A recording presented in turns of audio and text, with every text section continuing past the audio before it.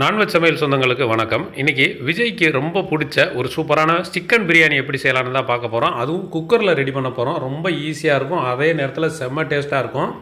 கண்டிப்பாக நீங்களும் ட்ரை பண்ணி பாருங்கள். அதுக்கு அடுப்பில் ஒரு குக்கரை வச்சுட்டு இதில் ஒரு 100 ml மட்டும் சன்ஃப்ளவர் ஆயில் சேர்த்துக்கலாம். எண்ணெய் சூடானோடனே 1 டீஸ்பூன் சோம்பு சேர்த்துக்கலாம். அது நல்லா பொரியட்டும். இப்போ இதில் முழு மசாலா பார்த்தீங்கன்னா 4 பிரியாணி இலை, ஒரே ஒரு அன்னாசிப்பூ, 5 கிராம்பு, சின்ன துண்டு பட்டை, கொஞ்சம் கல்பாசி, இதை மட்டும் அப்படியே உள்ளே சேர்த்துடலாம். இதுவும் சேர்ந்து அந்த எண்ணெயிலே நல்லா பொரிஞ்சு வரட்டும்.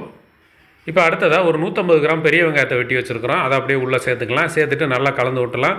நமக்கு இந்த வெங்காயம் பார்த்திங்கன்னா நல்லா ப்ரௌன் ஆகி செவந்து வரணும். அது வரைக்கும் நல்லா வதக்கி விட்டுக்கலாம். அடுத்ததாக 2 பச்சை மிளகாயை 2 கீறி வச்சுருக்கிறோம். அப்படியே உள்ளே சேர்த்துக்குவோம். இப்போ நமக்கு ஒரு 4 நிமிஷத்தில் வெங்காயம் பார்த்திங்கன்னா இந்தளவுக்கு நல்லா ப்ரௌனாக வதங்கி வந்துருச்சு. இப்போ அடுத்ததாக 2 டீஸ்பூன் நிறைய இஞ்சி பூண்டு பேஸ்ட்டு சேர்த்துக்குருவோம். சேர்த்துட்டு அப்படியே வதக்கி விட்டுக்கலாம். ஒரு நிமிஷம் மட்டும் அந்த பேஸ்ட்டு நல்லா அதை எண்ணெயிலே வதங்கட்டும். இப்போ அடுத்ததாக ஒரு 100 கிராம் தக்காளியை வெட்டி வச்சுருக்கிறோம். அதை உள்ளே சேர்த்துக்குருவோம். தக்காளி குறைவாக சேர்த்தாலே போதுமானது. சேர்த்துட்டு அதையும் நல்லா வதக்கி விட்டுக்கலாம். தக்காளி பாதிக்கு மேலே வதங்கின உடனே இப்போ இதுக்கு தேவையான மசாலாக்கள் சேர்க்க ஆரம்பிச்சிடலாம். 1 டீஸ்பூன் மிளகாய் பொடியை சேர்த்துக்குவோம். சேர்த்துட்டு அந்த தக்காளி வெங்காயத்தோடு சேர்த்து நல்லா கலந்து விட்டுலாம். அடுத்ததாக இந்த இடத்துல ஒரு 100 ml மட்டும் தயிர் சேர்த்துக்குறோம். நல்லா கட்டி தயிராக, புளிக்காத தயிராக சேர்த்துக்கலாம்.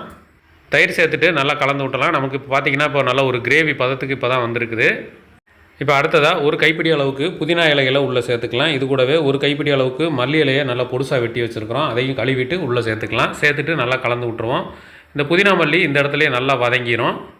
புதினா மல்லி வதங்குற நேரத்தில் இப்போ சிக்கனை பார்த்துடலாம். சிக்கன் நம்ம இன்றைக்கி ஒரு 1/2 கிலோ எடுத்து நல்லா 2-3 தடவை கழுவிட்டு கொஞ்சமாக மஞ்சள் தூள் மட்டும் சேர்த்து விரவி ஒரு 1/2 மணி நேரம் ஊற வச்சுருக்கிறோம். அந்த ஊற வச்ச சிக்கனை அப்படியே உள்ளே சேர்த்துடலாம்.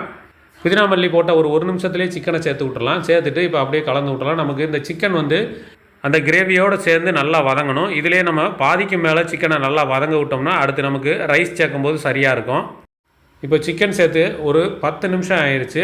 சிக்கன் பார்த்திங்கன்னா நல்லா ஒரு 3/4 வாசி அளவுக்கு நல்லா வெந்து வந்துருச்சு. இப்போ இந்த இடத்துல இதுக்கு தேவையான உப்பு 1 டீஸ்பூன் கல் உப்பு சேர்த்துக்கலாம்.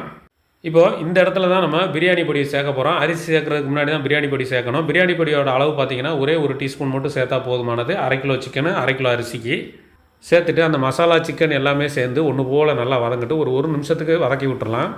இப்போ இந்த பிரியாணிக்கு தேவையான தண்ணி சேர்க்க போகிறோம். தண்ணியோட அளவு பார்த்திங்கன்னா 1க்கு 1.5 கணக்கு. நம்ம இன்றைக்கி 2 கப்பு அரிசி எடுத்துருக்குறோம். அதுக்கு 3 கப்பு சேர்க்கணும். இப்போ இந்த 3 கப்பில் 1 கப்பு தேங்காய் பால் சேர்த்துட்டோம். 2 கப் அளவுக்கு தண்ணி சேர்த்துருக்குறோம். சரியாக இருக்கும். சேர்த்துட்டு ஒரு வாட்டி நல்லா கலந்து விட்டுலாம். இப்போ தண்ணி சேர்த்துட்டு நல்லா கொதிக்க விட்ருவோம். இது நல்லா கொதித்ததுக்கப்புறம் தான் நம்ம அரிசி சேர்க்க போகிறோம்.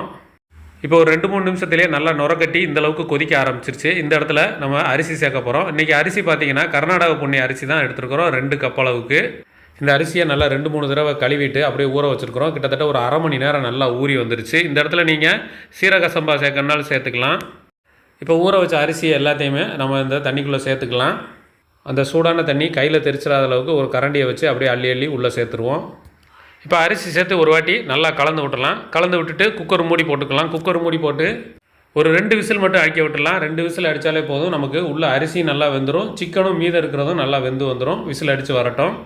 இப்போ 2 விசில் அடித்து ப்ரெஷரெல்லாம் கம்ப்ளீட்டாக ரிலீஸ் ஆனவுடனே திறந்துக்கலாம். நமக்கு சிக்கன் பார்த்திங்கன்னா சூப்பராக வெந்து வந்துருச்சு. அரிசியும் பார்த்திங்கன்னா நல்லா உதிரியாக வெந்து வந்திருக்குது.